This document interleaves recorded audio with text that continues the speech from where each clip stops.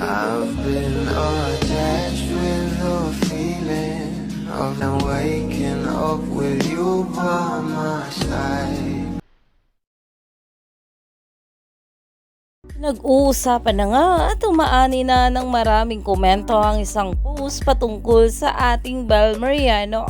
Alam naman natin na itong ang ating Bel ngayon ang tinaguriang Gen Z superstar na talaga namang hinangaan na nga ng maraming bubblies at iba pang mga netizens, lalong-lalo na nga pagdating sa pag-arte.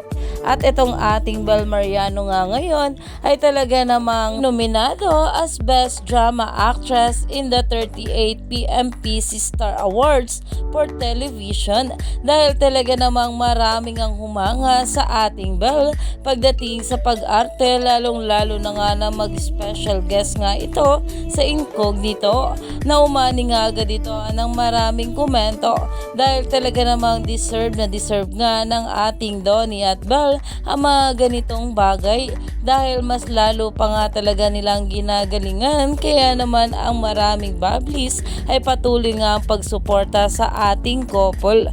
Kaya naman umani pa nga ito ng maraming komento at pinag-uusapan na. Stay tuned lang tayo for more update kila Donnie at Bel sa mga susunod pa na ayuda dahil marami pa nga talaga tayong dapat abangan sa ating couple ngayong araw.